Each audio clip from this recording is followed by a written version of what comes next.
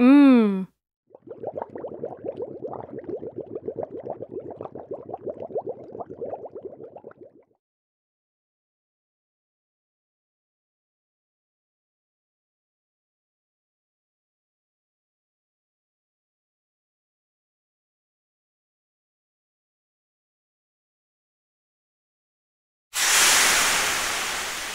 Thank you for joining us.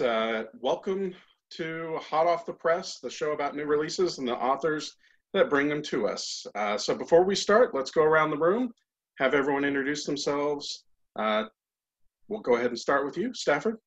Hi. Oh, great. It's great to be here, first off.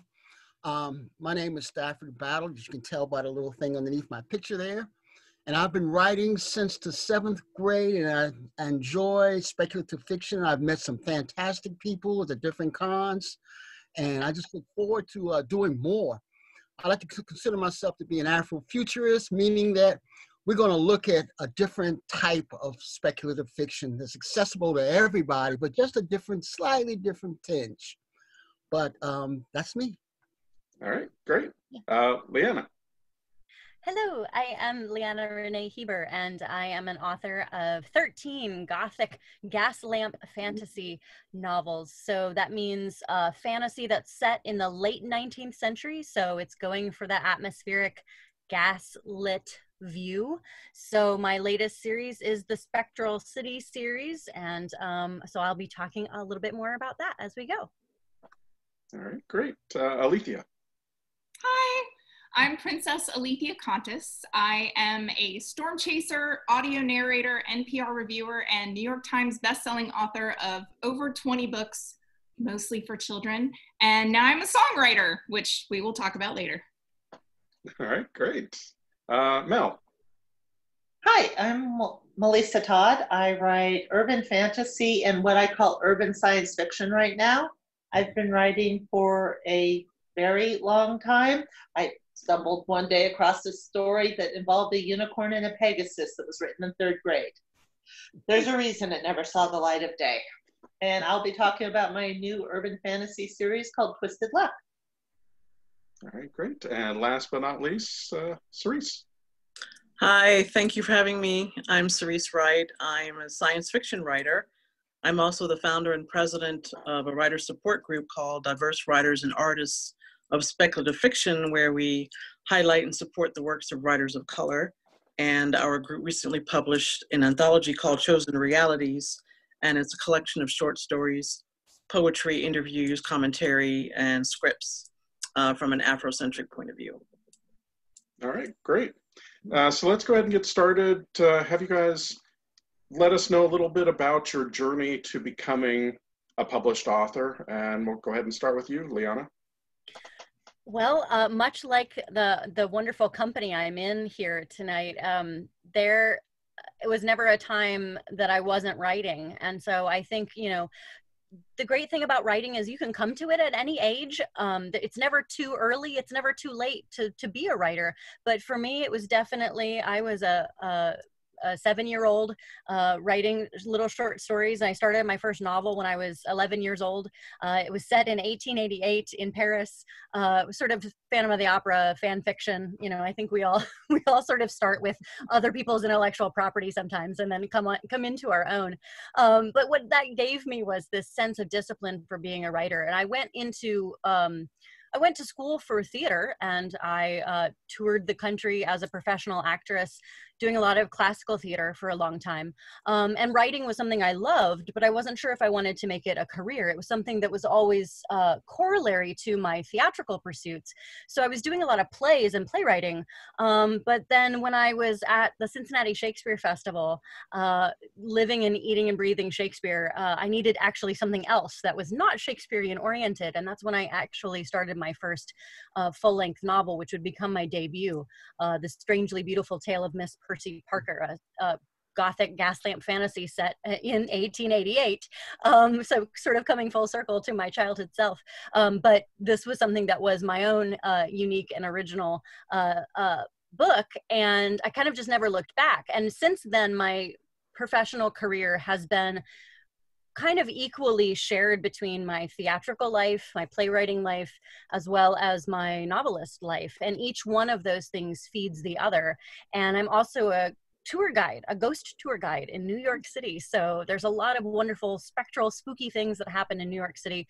I've lived in New York now for the past going on 16 years, and landed here when theater brought me to New York City, as it tends to do, and just been here ever since. And so as a ghost tour guide, I was definitely even more engaged in the type of spectral storytelling that I love to do in my novels. And so it was a real great way to link everything together. And so that's what's really been the core of my Spectral City series, which has been my latest series, and definitely one of the most popular things I've written since my original series. So this has been something people have really connected to. And so the latest book is called A Summoning of Souls, and it's the completion of this trilogy about psychic detectives in Manhattan in 1889 who solve weird crime with the help of their favorite friendly ghosts. And so I wanted to do with this series a different take on ghost stories. I've been telling ghost stories and interacting with paranormal storytelling really for my whole life. And I wanted to do something fresh with these ghost stories, trying to involve the idea of friendly ghosts being helpful and turning the idea of that, a scary story, into something a little bit more of ghosts as metaphor, but they're still fun characters. They're still people that are vibrant and dynamic, even though they're not necessarily corporeal. So it's been fun for me to explore the different questions that offers as an author about the world building between the corporeal and the non-corporeal. So it's been a fun journey. Alethea. So when I was 8 years old, like Leanna, I was also an actress, and I starred in a local PBS miniseries called Pass It Along. And I played a little sprite named Crescent who helped an astronaut learn to love the Earth again, which turned out to be very on brand. But when people would ask me, what do you want to be when you grow up? I would say, well, if this whole acting thing doesn't pan out, I can always fall back on being a writer. And I was 8. And my parents were like, those aren't jobs. Those are hobbies. And I said, okay, fine. So I majored in chemistry. And then as soon as I got out of college, because I hated college, so I graduated when I was like 19, and I went to Dragon Con, and I met so many authors and publishers and amazing people. They used to have a book expo at Dragon Con way back in the day. And I worked at a bookstore. I got a job at a bookstore instead of getting a job as a chemist. And from there, I went to work for a library. And from there, I went to work for Ingram Book Company. And I was one of the only people there as a book buyer who loved science fiction and fantasy. So they always sent me off to the people they didn't know what to do with. So I was having dinner with Bane, and it was Tony Weisskopf and John Ringo and David Weber and David Drake. And I was sitting right next to David Drake, who used to be a drill sergeant. And at one point in time during the dinner, I said, you know, Andre Norton lives like a mile away from my house. And I'm too scared to go visit her because I want to be a writer, but I haven't published anything. I mean, I've written a lot, but I haven't published anything. And he stuck his finger in my face and he says, you go meet that woman. She has no idea what she means to the science fiction industry. And when David Drake gives you an order, you follow it. So I was so afraid that I would show up on her doorstep and she would see right through me and tell me to go. So I got a job at a local free press for no money, but I published book reviews every 2 weeks in this free press for absolutely free. But it taught me to deliver to deadline, to write succinctly, and it ended up being one of the best homework assignments I could have given myself. And within a year, I got a contract for a picture book that I didn't even submit myself. A friend submitted it for me. And they told me, okay, it's going to be 3 years before this comes out. And I was like, okay, great, because I don't want to be pigeonholed as a picture book writer. So I went and did a benefit anthology with Tor and ended up editing all my favorite authors, which was amazing, including Arthur C. Clarke. And then I got a short story published at Realms of Fantasy, and I I was off like a herd of turtles, as they say. So yeah, I'm a Renaissance woman who does a little bit of everything, and I am so far outside the box. There is not a box built that can hold me. So I have very much enjoyed living this life, but every so often I do wonder what it would be like to be, you know, on a boat in the middle of the ocean smelling like fish, because I don't know, that's kind of a dream too. So maybe one day, fingers crossed. So did you ever get to meet Andre Norton? Or? Oh yeah, I did. She and I, she had a library called High Halleck. In fact, my little library here, this is the reference section. My fiction section is a whole entire room. And I call it Little High Halleck after her library. It does have some books in it from her library. But yeah, I did. I went to go visit her, and we were very good friends in the last 2 or 3 years of her life. It was really nice. I'm so glad that I got to meet her. She was like a grandmother to me. It was, yeah, I love her. All right. Thank you so much. How about you, Mel? Your journey to publication. I'm feeling like I should slink away and go hide in a corner.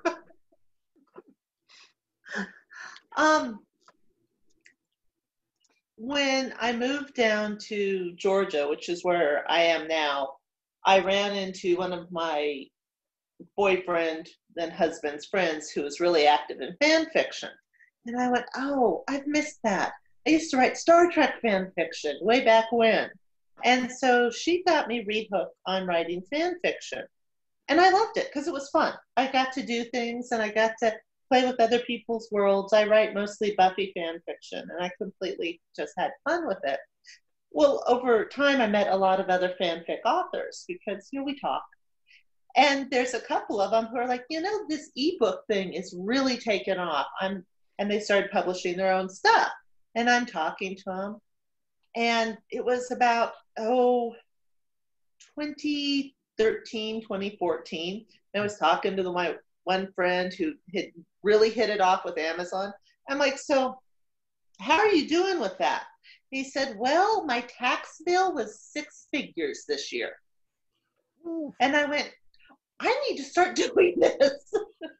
Because at that point I was writing fan fiction, and I was putting up, every time I'd do a story, I was getting about 10,000 hits.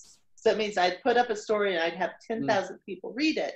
And I went, you know, I have lots of ideas. Why don't I start writing? And I started writing. And really since then, I took a year-long hiatus for personal reasons, called life being an absolute pain in the you-know-what. And I've been pretty much writing ever since. I've got a little bit, I think over 25 stories published. I've got another one coming out soon, and I have a bunch more that I need to write if life would go away. And honestly, I'm not even talking about the rest of the world. I just need my life to calm down. But at this point, I think I need to worship Alethea, because dang, woman. Alethea. It's Alethea. That's okay, though. Say it again slowly for me. Alethea. Como Alethea. Got it's it. como Alicia, but we're like with a lisp. Alethea. Alethea. Alethea. It's Greek. Yeah.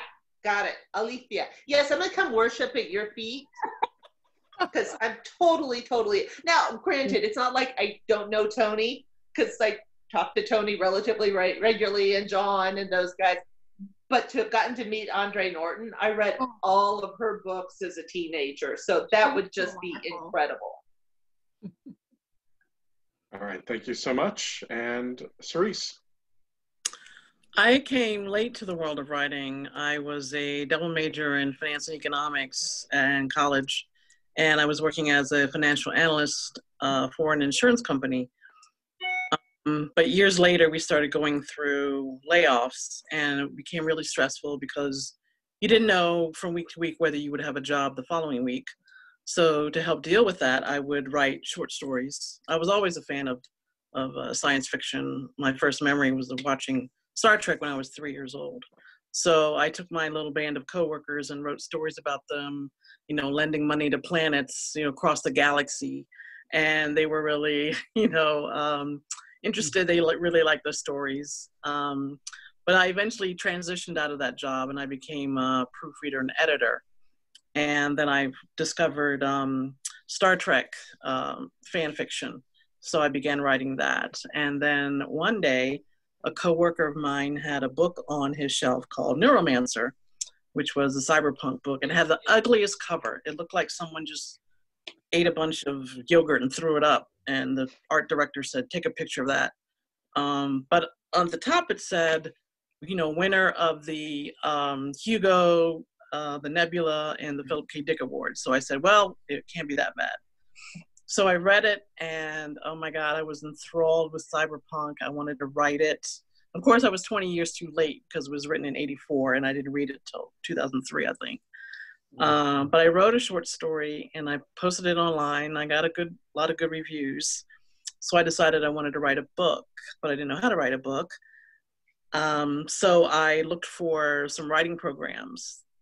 And of course, I called around, and I called the wrong ones because, you know, the literary kind of, we don't teach science fiction. So, and I didn't know there was this dichotomy between literary and genre fiction, but I found that out soon. So at the time, I could only find 2 programs that taught science fiction. One was Seton Hill's Writing Popular Fiction program in Greensburg, Pennsylvania, and the other one was Stonecoast in Maine. And it was a low residency program. You were on campus on 1 week in January and June. And I said, well, do I want to be in Maine in January? And I said, no. So I went with Seton Hill. And it was a fantastic experience. I met a lot of great people and teachers. And my thesis for the program named COG eventually became published by a small publisher. Raw Dog Screaming Press. They had an imprint called Dog Star Books, and it was published by them. And since then, I'm a short story writer. I prefer to write short stories. So I've had a lot of short stories and articles published. And right now I'm working on a science fiction YA book about teens who have both mental challenges and superhuman powers. So I'm trying to write it as a short story first, to see where I'm going with it, and then expand it out into a novel. What is it about the fiction? Oh, I'm sorry. Are they all science fiction series? Yes. Cool. Although one's like a science fiction psychological horror that was in Sycorax's Daughters with Linda Addison. Cool. So what is it about short stories that draws you to them over novels? I have ADD, so I want to hurry up and get it done. Good answer. Yeah. All right, Stafford, how about your journey to publication? Sure. Actually, I have 2 loves. I love science, and I love science fiction. And I've always been involved in some type of weird thing. Like when the internet first started, the people laughed at me because, you know, what is the internet? And you know, we were back in the day when we had the acoustic dial-up, and it was just exciting to me. So I said, wow. And I worked out with a friend that says, and I've been writing for magazines and newspapers. I even worked at Time Life Books for a year. And I was, ooh, where that was going. And so I got with a friend. I said, let's publish something about the internet, because that was kind of what I liked. And he looked at me and said, okay, well, let's see what happens. So naturally, our first publisher was the copy shop, Kinko's, and we made a lot of copies. So we literally stood on street corners and went to churches and went to schools and just talked it up. Half the people didn't know what we were talking about, but the Washington Post did a story on us, and I remember that day. We got calls from everywhere, McGraw-Hill, Doubleday, and we were overwhelmed. We didn't have an agent. Didn't know what to do. Finally, one guy was local. He said, come by there. We'll give you $15,000. Sold. And McGraw-Hill published it. And since then, I got into other types of writing. I'm sort of like series. I like to do the short story thing. And I've had a couple of short story pieces put out. I need to write more. I've done some of my own work with some very small publishers, and I've got some stuff on Amazon. It's doing okay. You know, I actually got a couple of checks. I was like, wow, this is money. This can make something happen. So I'm getting more and more involved in it. I've had a lot of time over the last couple months. I won't say the magic word. to look at my writing, to reevaluate it, and do something that a lot of people are afraid to do, which is write, put it down, and then let other people read it, and don't be afraid. I mean, it's never too late to start. And I try to encourage others to say, just get out there, write it up. I'll read it. I'll tell you what I think, honestly. So that's where I'm at. So I'm focusing now on speculative fiction. About a year or two ago, I did a piece. I did a take off the Frankenstein myth, where a mad scientist, gotta have a mad scientist, resurrects an African king to rule in the modern world. He brings back Shaka Zulu and gives him nuclear weapons. Access to it. So the story is about how they had to rein it back in, and he's like, whoa, you gave the most notorious warrior, some people say madman, he was mad at times, and he united a lot of folks he fought, and you're gonna give him modern weapons. So that's what I kind of ran into. My latest piece, I think I told you, is the Afrofuturist Bible. I'm writing a piece, I'm almost finished, on a lot of stories. I'm combining mythology, religion, and stories. There's a lot of religious things that we don't know about and happen in another culture. So I'm bringing all these into one thing and writing it as an updated version of what would happen if all these gods and myths kind of mingle. I'm talking about religion and mythology, and I'll probably make somebody angry, but if you're writing and don't make somebody angry, you're not doing it right. Exactly. All right, so now let's move into the book that we're here to talk about, or the book or the story. We'll start with you, Alethea. What are you wanting to talk about today with us, and kind of a little bit about the idea for it? Yeah. So, in preparation for this panel, because I'm like, oh my gosh, I have so many things coming out this year, I made a list because I didn't want to forget anything. And I am no joke in 11 books this year and 2 magazines. And I have 6 narrations already out. But the thing that I am most excited about is a book that I am going to publish that is a 100% benefit anthology. It's kind of like I'm going back to my roots of doing that very first benefit anthology with Tor. It's going to be an anthology of poetry by the Saturday Songwriters. So here, this is who the Saturday Songwriters are. During, can I say the L word? Lockdown, can I say that? Sure. Okay, during lockdown, Gary Lightbody from Snow Patrol took up a guitar from his little apartment in Santa Monica and started just randomly playing songs. And then he decided to play this game called Saturday Songwrite. And every Saturday, a bunch of people would get together and start yelling out chords in the chat. And so he would come up with a couple of different melodies really quickly off the top of his head, because he's a freaking genius. And then when we were done, when we had all voted on which song that we wanted to play, he said, okay, give me some lyrics. And then 1,000 people, or 1,700, it was a lot of people, would just start yelling lyrics into the chat. And it's fascinating because you're seeing, as a writer, you're seeing all these things go by and you're like, I'm writing all of this down because this is some really great fodder for stuff. I have lists. I have books of lists of words and things. As a poet, I'm just like, this is amazing. So the game was to like try and get Gary to write down your word and then try to get your word in the song. Of course, you didn't have a clue if you were going to get in the song or not, but you were going to try. And it gave us something to look forward to every single weekend. It was wonderful. So we did this 11 weekends in a row. He wrote 12 songs. We were going to do 15 or 16.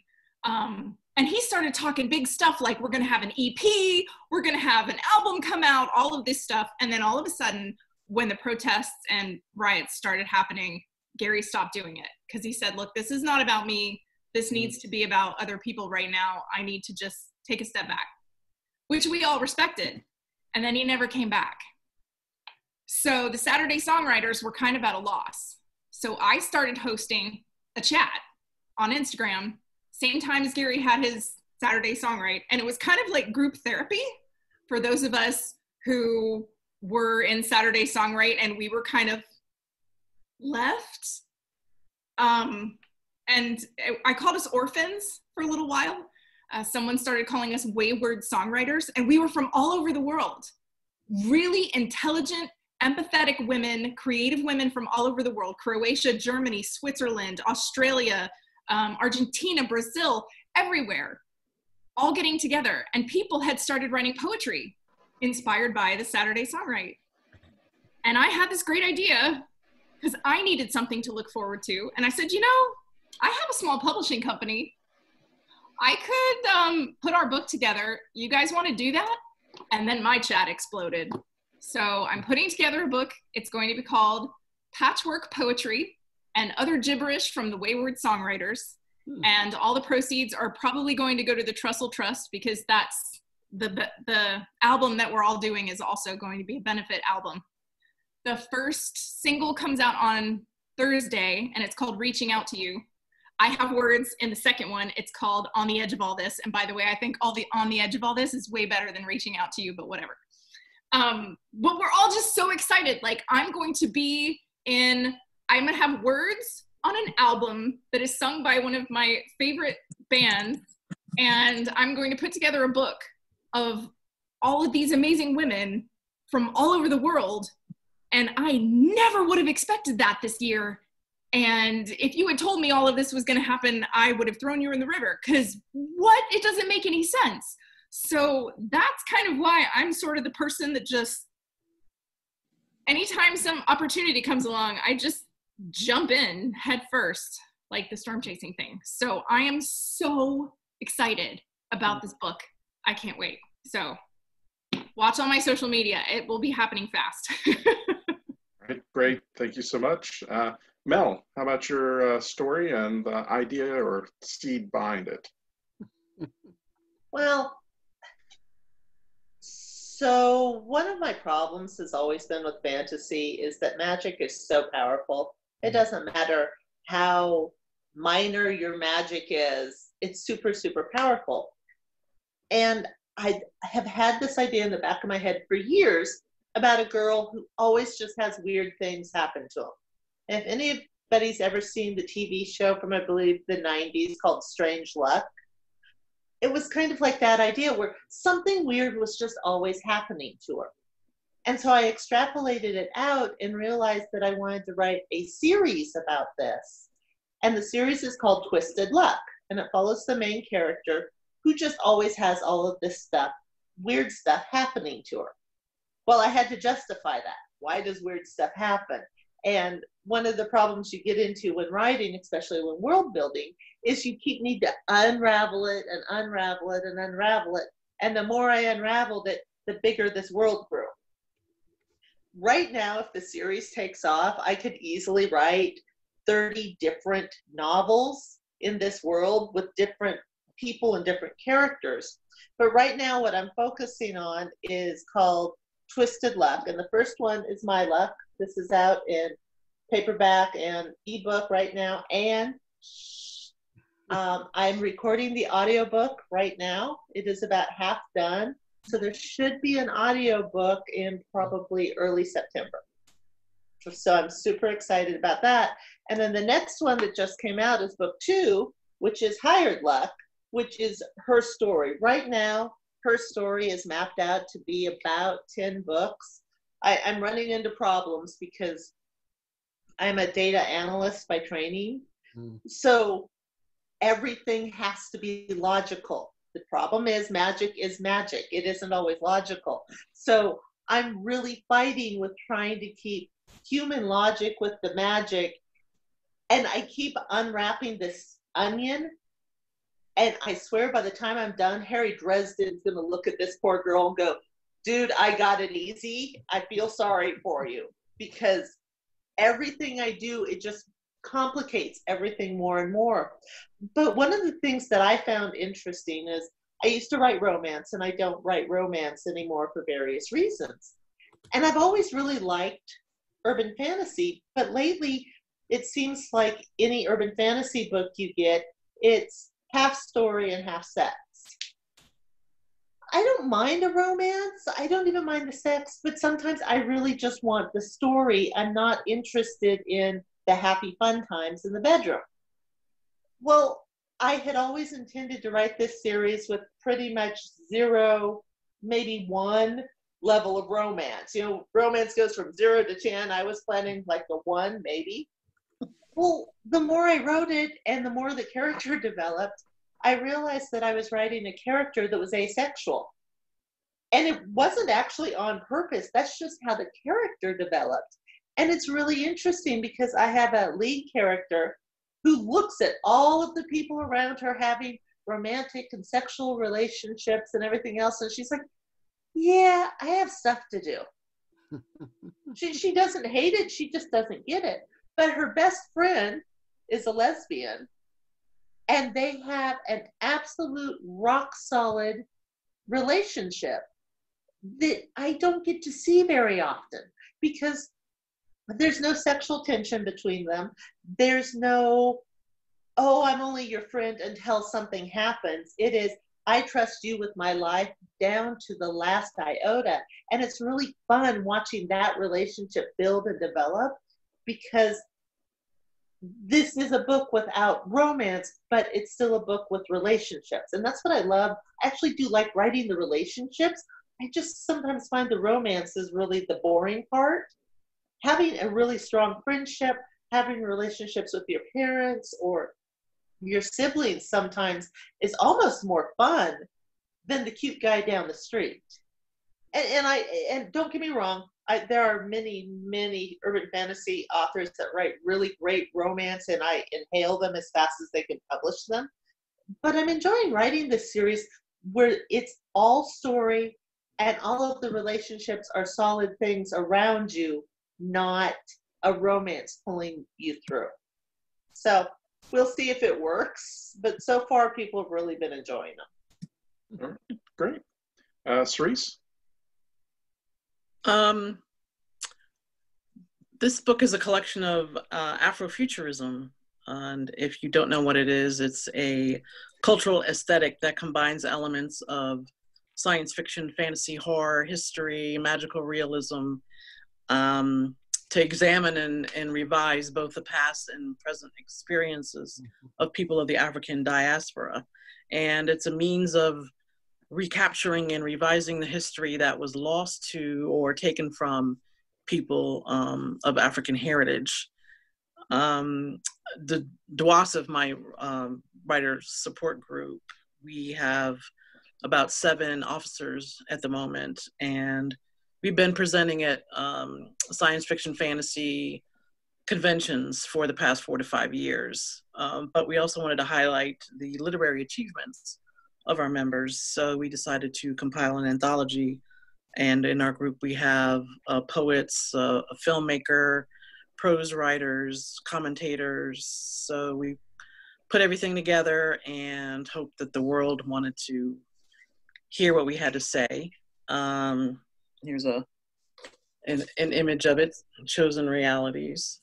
And we've gotten some great reviews so far. So that's very encouraging. All right. Thank you so much. Stafford? That cover is beautiful. That's a beautiful cover. Thank you. Sure. Since I'm in realities, I want to talk about some of my pieces in Chosen Realities, because I'm really excited that we got this together. And one of the things that I liked is that there's a lot of different texture and tones and colors and sounds to me in this book. One of the things that I wrote about, I call my Amazing Aunt Raven. And I got this thing about the history in the South. So this guy lives on this is a black guy, lives on an old plantation in Maryland. And his aunt is a sorceress. And one day they're looking at the sky, and it seems like the dimensions between the sky have ripped apart. And things from older, like there's a guy on a high heel walks around, comes through the gap and goes back. Anyway, she's trying to find a lost lover across different dimensions and drags her nephew into this. So he's reluctant. She gives him a baseball bat, tells him it's magic, try not to hurt anybody. And anyway, that's what they go through. And I have another piece in there called Madame Blue's Birthday. And again, I'm looking at a variation of history in steampunk.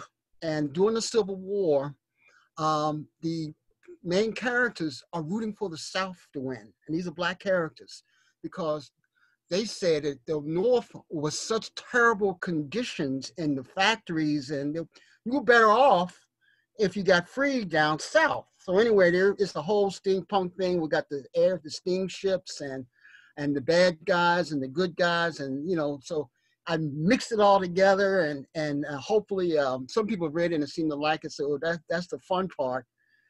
And as I told you earlier, in my Afrofuturist Bible, the first part of it is in there. I call it Testament number 1, or Sermon on the Beach. And it talks about we get introduced to our main character, who's sort of a mystery. He claims he's not a demigod, but yet he has these strange powers. And people try to challenge him, and they shouldn't do that. Okay. And I got some poetry in there too, but if you get a chance, I had a great time writing, and it kind of gave me a spark to get back into it, because I want to do more now. Now I've gotten it's lit. I'm on fire. I'm ready to go. Go, Stafford. Thank you. Right. Leanna, you talked a little bit about it already. Go a little more in depth. Sure, yeah. So I mentioned one of the reasons why I wanted to write the Spectral City series. So the series, as you can see from the covers of all 3 of them, it's got kind of a metaphysical feel on the covers. Lou Mulcahy at Kensington Books did these covers. And I love that this is really speaking to this kind of esoteric plane that we're dealing with here in this series, because yes, it's 1899 Manhattan, but the spirit world is very active for my ghost precinct of female. It's an all-female sort of my psychic girl gang of female psychics and their favorite friendly ghosts who are trying to help the city. In New York City in the late 19th century was such a dynamic place. New York City is a diverse city, and it always has been. So I have people from all different races, creeds, sexualities, identities coming together to save the day, because that's a very New York thing. I've been here in New York for a long time. And there's making sure that, history is also talking about these intersecting things that we're still dealing with today. So, I have a Jewish hero and a girl who's facing discrimination for being a woman in sort of a man's detective department, and he's facing discrimination for his religious beliefs, and she's, trying to just, deal with men getting used to women in their workspace and those kinds of things, and they stick up for each other. And so I love the idea of my sort of Scooby gang of heroes coming together and supporting one another. And so a theme that a lot of us are talking about is some of the relationships, like Mel was talking about, like writing relationships it's my favorite part of writing fiction. And the relationships with my girl gang and with their mentor characters are just as important as anything. And really I'm such a character-driven novelist that these particular characters have been, people have really responded to them well. And a very, very slow burn romance between the detective and my heroine. And that's just been a joy to kind of sit back and watch that unfold. And again, going back to a different kind of ghost story, like the idea of how a lingering spirit can stay on to help the living has been something that's been really fun for me as a ghost tour guide, to kind of think of ghosts as these sort of ciphers and these other ways to live, lessons for how to live because they have passed on. And if they are staying on as a haunt it's because there's something that they want to help. It's something that they want to fix. And it's not necessarily something that's there lurking in a horror, but it's there trying to be instructive. It's there trying to build a better future. Even if it's not for their corporeal selves, it's for the idea of a better soul of New York and beyond. And so there's a real positive angle to this series. It's full of a lot of hope and heart and grit, but they're very plucky, the characters that kind of come together and fight the big bad, who is pretty nasty. They're over the course of this trilogy, there's 3 different mysteries, and one gets solved in each of the 3, with a culmination at the end of A Summoning of Souls, the latest one. And while I'm writing about fantasy, I'm also writing about real history as well. So I get a chance to walk my audiences through the streets of New York, and talk about societal factors and conversations that we are still unpacking today. There's a lot of parallels to the Gilded Age, both in terms of the gap between the haves and the have-nots, and a lot of the fighting for rights, which was not a modern thing. That's been going on for a long time. And, trying to find these alliances that have been a part of history, and hopefully in that finding inspiration and some comfort in the fact that we're fighting the good fight. Thank you so much. Now, I noticed in the introduction of how you became published, everyone had a hugely different story. So because of that, and because I've asked enough people now to realize that everyone's going to answer this differently, what is your writing routine? And we'll start with you, Mel. And I understand routine doesn't always mean the same thing nowadays as it used to, but... Well, so let's go with how it was up until this month. This month has been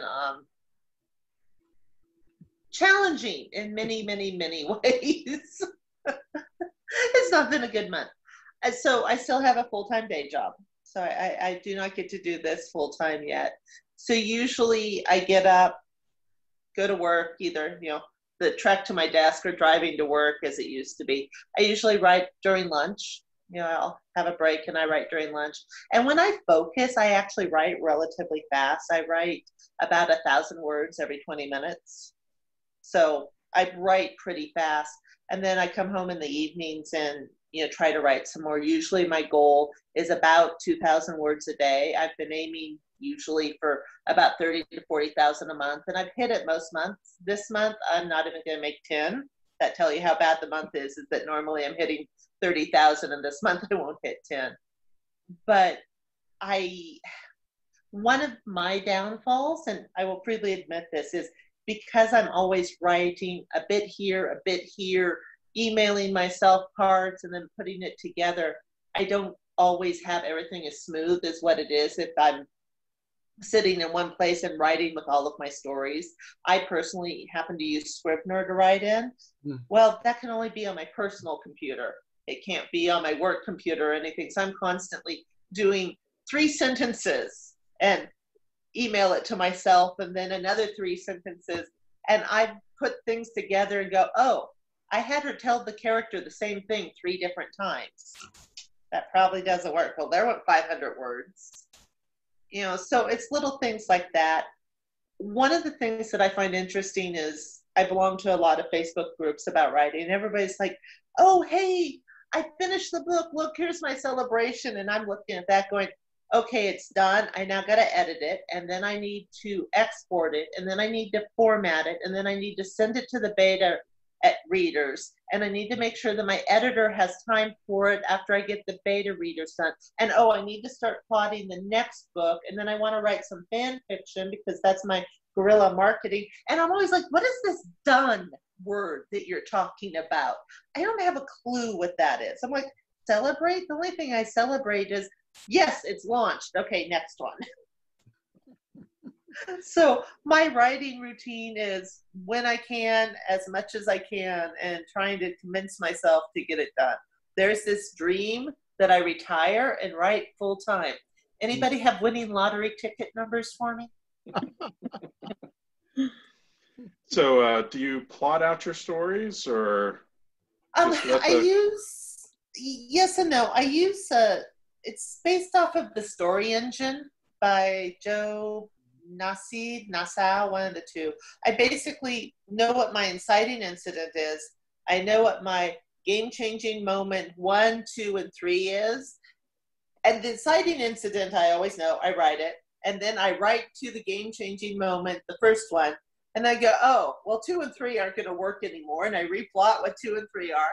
And then I write to the next one and go, oh, well, that doesn't work anymore. And then I replot it, write to the next one, and then go, okay, the climax, got it. So I liken the way I write to following a roadmap. I know that I need to get from Sacramento, California to New York City. And I think I know what cities I'm going to hit on the way. Never, ever goes the direction I think it. I think I'm going to Denver and I end up down in Albuquerque. But I always end up at New York City, just sometimes via Australia. All right, perfect. Ceres. I am a night owl pantser, so I have a full-time job as well. So I'll work that and I'll eat dinner and interact with my family, and then I'll begin writing at night. I have to have an idea of where I want to go in my head, so I'll have an idea of that, but I will totally just start from that, from a particular scene, and then just start writing. And I'll pick up stuff along the way. I was writing a short story called Talismaner. It's about this girl with cybernetic implants who can open up energy conduits. But not only that, she can bring back objects from different worlds and places back with her. And then I was telling my daughter about it, and she said, well, can she go through the energy conduit too? And I said, hey, that's a good idea. So as I was writing, I wrote a scene where that was relevant, so I stuck it in there. So I felt a little bit like Dr. House when he's trying to figure out something and someone says something and he just drops everything and goes off. So yeah, that's my process. It's not really a process. It's just sitting my butt in a chair and writing. All right. Stafford. Sure. I let my characters do my writing for me. I develop a character, give them as much background as I can, and then drop them on the page. And usually, believe it or not, they talk to me. They tell me that this is not what I would do. I would do this, or what happens if this goes on. And so I let the characters kind of wander, but I put them in situations. Like you're on a beach and 2 guys with military rifles come towards you. What do? The character says, I'll talk them out of this. And I says, how? Then the next thing I know, the character is telling me what to say and do. So I have fun with that, and I write in spurts. I like to write at night, and I like to listen to. That's why I like Scrivener. I like to listen to my stuff. Then it gives me more ideas and more characters.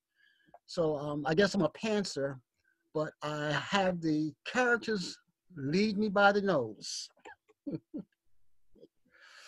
Do you have a word count limit each day, or you just? No, I don't. I sometimes I can write a couple thousand in a day, sometimes 10, 15 words. I've woken up in the middle of the night just to type in 2 or 3 words and then go back to sleep. And then there are times when I just shut everything out and just go for it all day long. So again, I let the spirit move me. I guess when I was writing for newspapers and small newspapers and magazines, I had to put out a daily word count because I had to publish weekly or daily or monthly. So now I give myself the pleasure of writing when I feel the mood, and I feel like it's not forced. Yeah. All right, great. Leanna?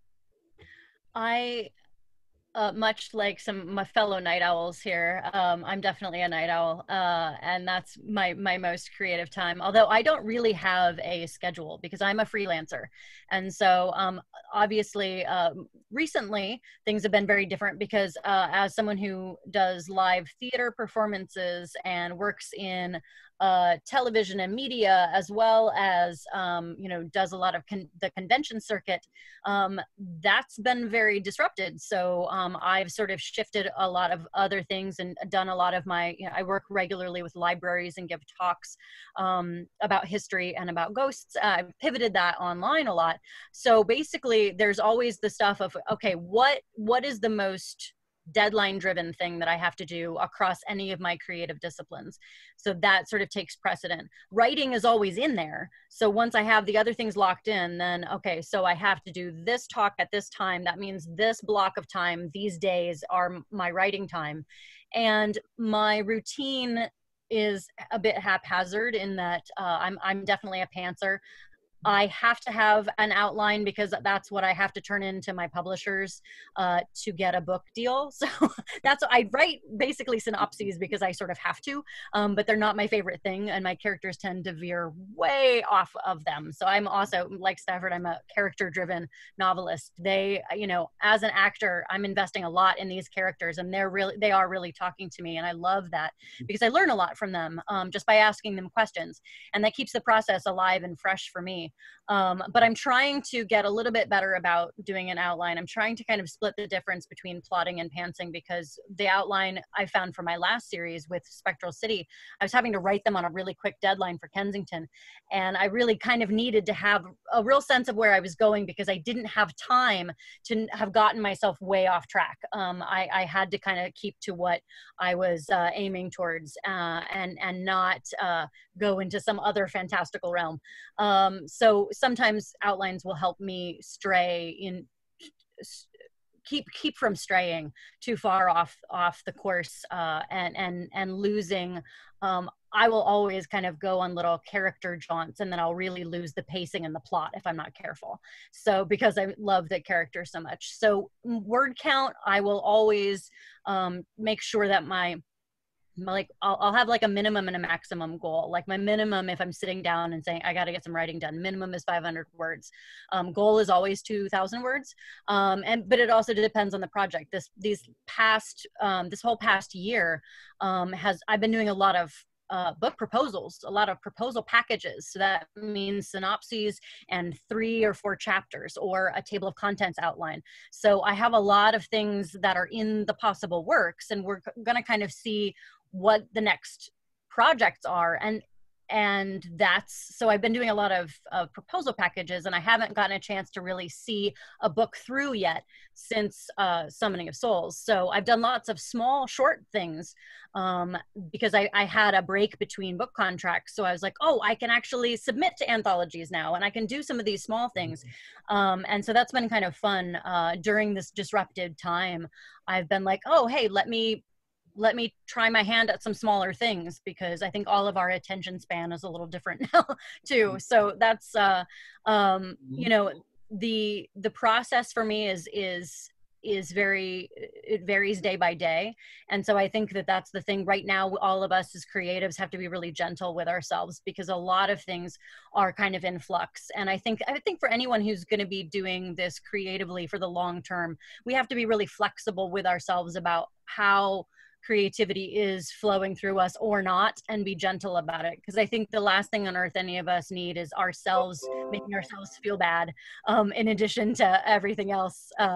You know, that's difficult. It's a difficult business as it is, without us feeling like we're not, you know, without us beating ourselves up on top of it for not doing enough. So I don't know, I'm a bit of an overachiever, and so I have to monitor that behavior so that I don't become like a negative reinforcement on top of anything else. So.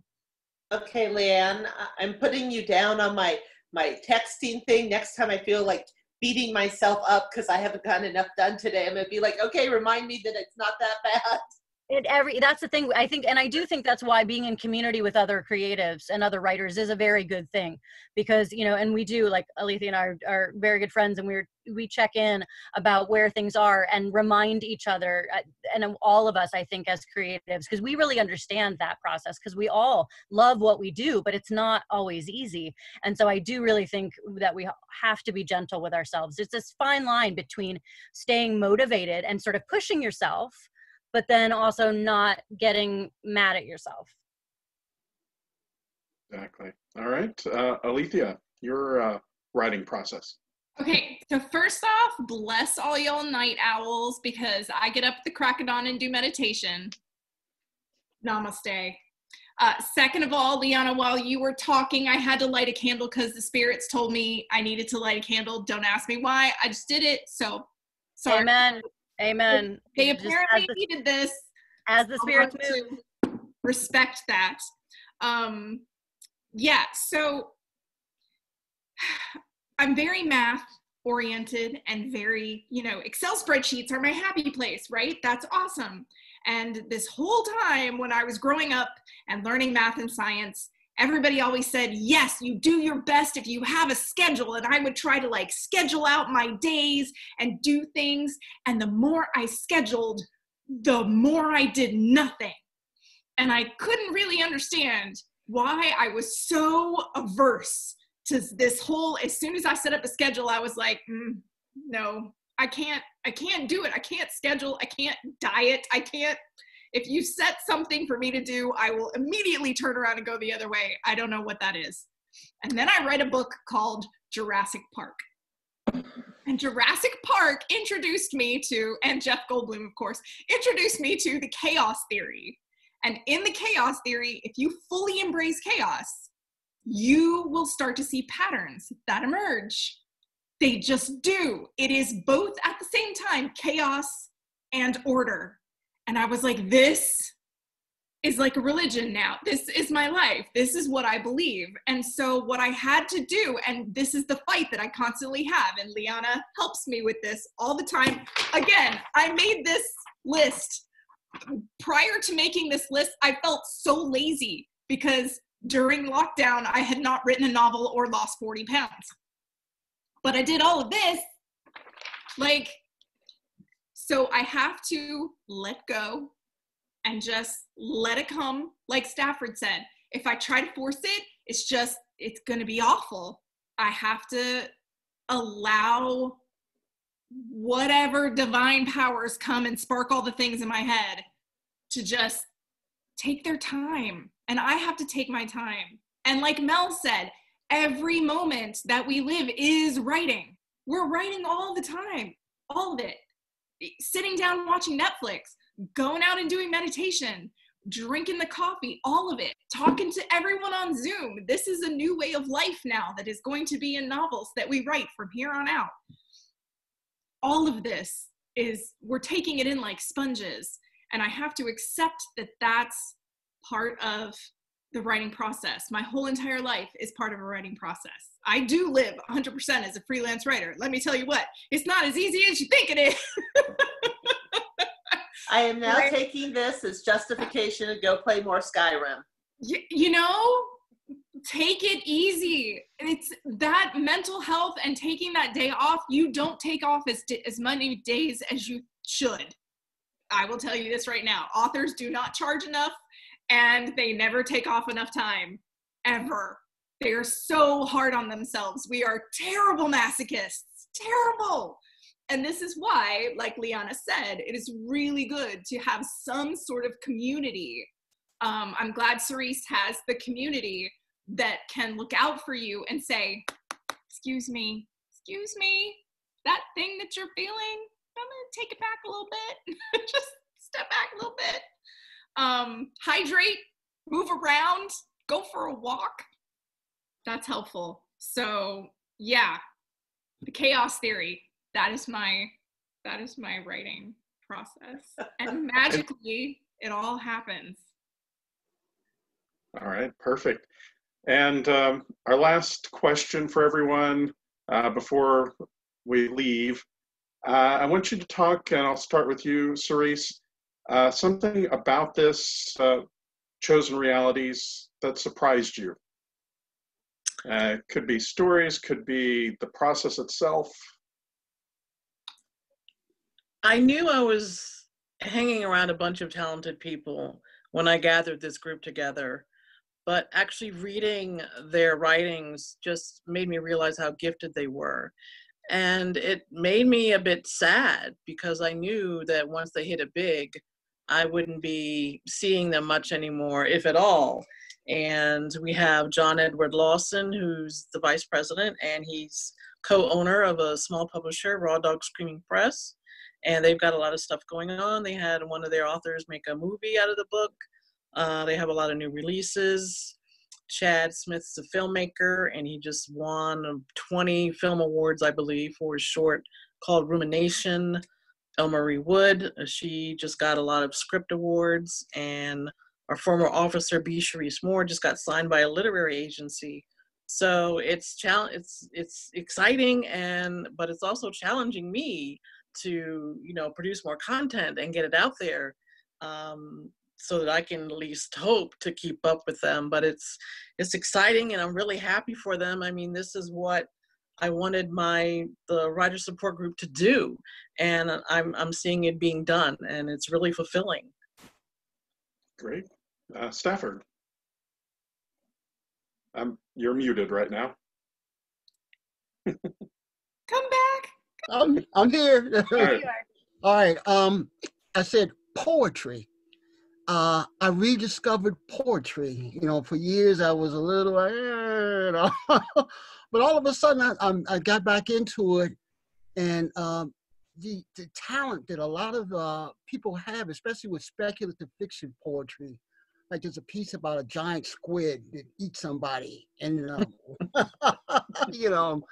and I rediscovered some of my own poetry, and I cut that part of my literary life off, and I want to bring it back.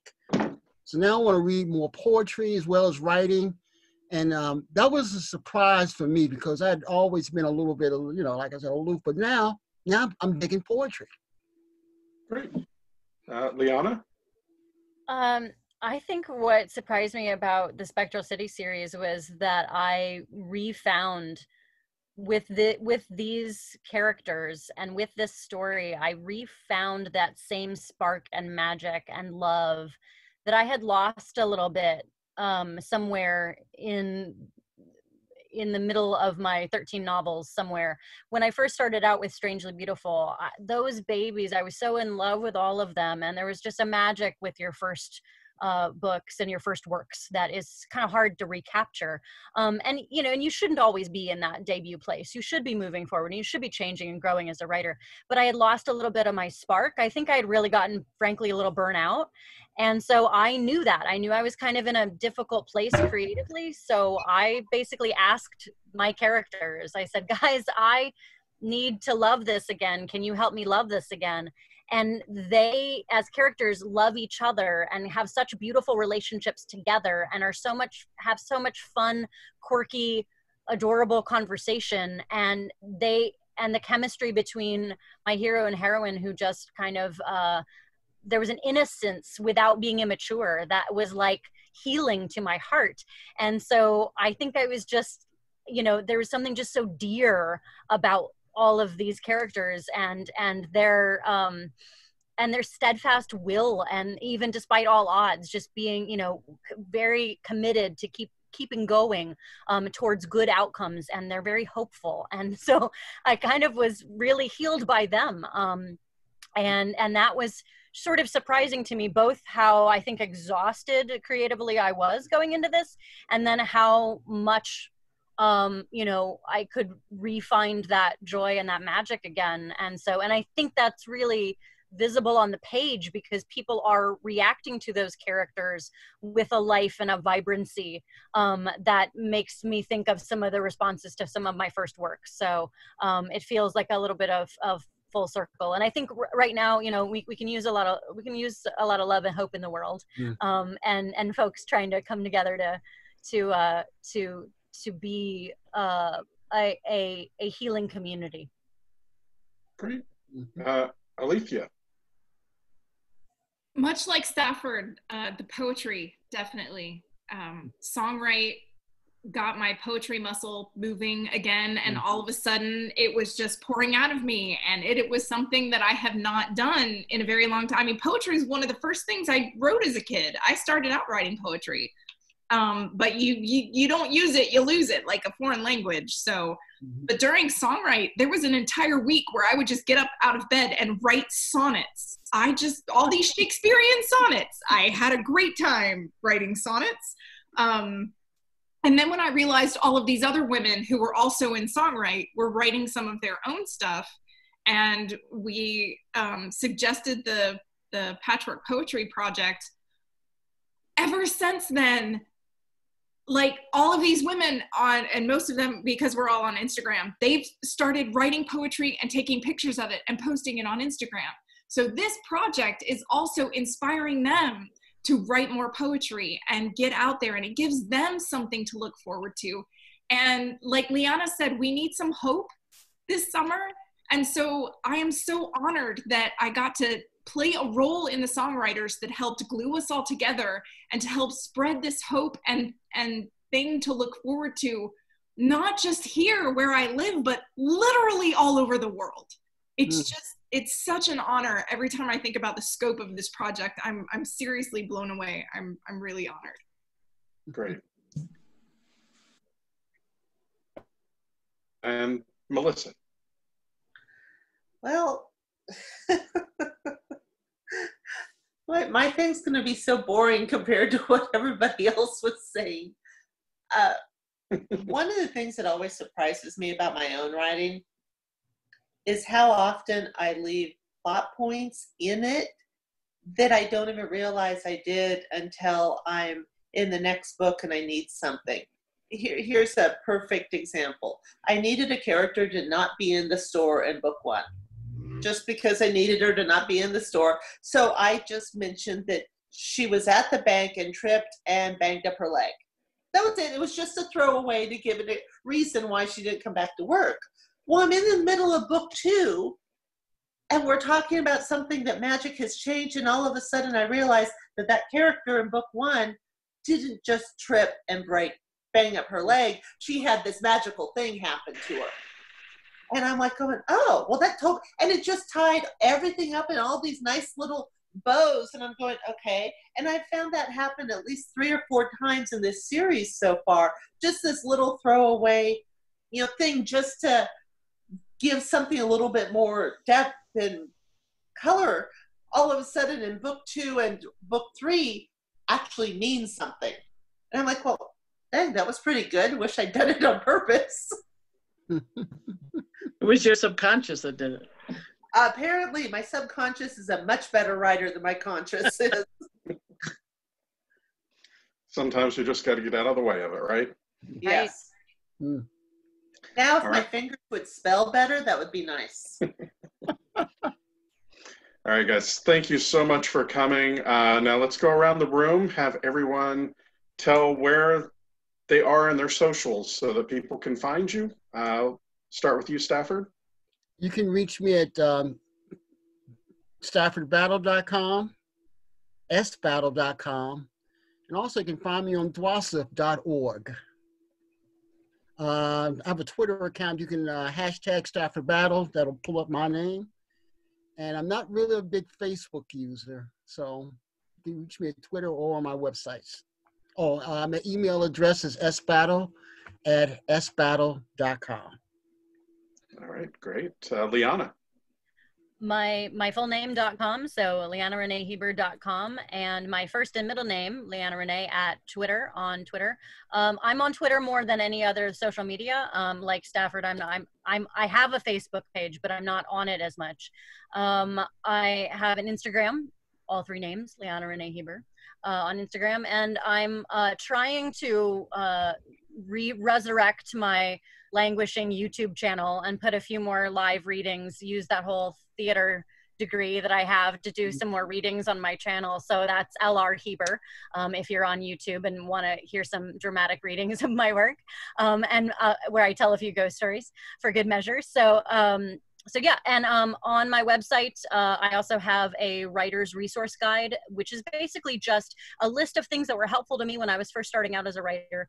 And anytime I'm asked advice, I basically like to point people to something specific that has, you know, some links and something useful rather than just talking off the cuff. I want to actually be able to say, hey, these are things that were helpful for me, but as is evidenced in all of you fine folks, you know, today, everybody's journey is different, but I'm always around to answer questions if you like on any of my various social medias. So come find me, and either if you're interested in the latest Spectral City series, if you just Google the Spectral City, that'll come up. If you can support your local independent bookstore right now, that's a great thing to do, because it's a hard time for a lot of local independent bookstores. So to keep their doors open, if you're out there supporting authors, we love you for it, and the independent bookstores do too. Great. Alethea? I am the only Alethea Kontis on the planet. So if you type me into your favorite social media, that's where I am, except TikTok, because I am not on TikTok because they have spider fingers into like your bathroom. So I'm not a TikTok user, but lately I am most active on Instagram, but I'm also on Twitter, and I have a Facebook author page on which we post mostly lots of really funny and corny and sci-fi themed memes. So if you are in the mood for a laugh, yeah, my Facebook author page is definitely the place to go. All right, great. Mel? Well, obviously I'm gonna have to hit up Alethea about Instagram and Leanna about Twitter, because I suck at both of them. But I'm there on all of them. So pretty much if you look for Bad Ash Books, and it's ASH, so Bad Ash Books or Bad Ash Publishing, I'm on Facebook, Twitter, Instagram, and there should be one other thing, and then my website. And then if you go to my website and sign up for my newsletter, you even get a free book. So it's always a good thing to do. And then right now, because I'm a poor broke author and need money, I'm only on Amazon. Ingram Spark is defeating all of my efforts to try to get my books onto Ingram Spark. I will overcome them eventually. I may need more whiskey to pull this off. But you can find me at Bad Ash Publishing or Bad Ash Books pretty much everywhere. All right, great. And Ceres? I am on Facebook at Ceres Wright, on Twitter at Ceres Wright, my website, kceres.net. I have an author page on Amazon, Ceres Wright, KCERESWRIGHT, and my writers group is DWASF, DWASF.org, and we want to show that there are people of color in the future, whether it's a cyberpunk future or a space opera future.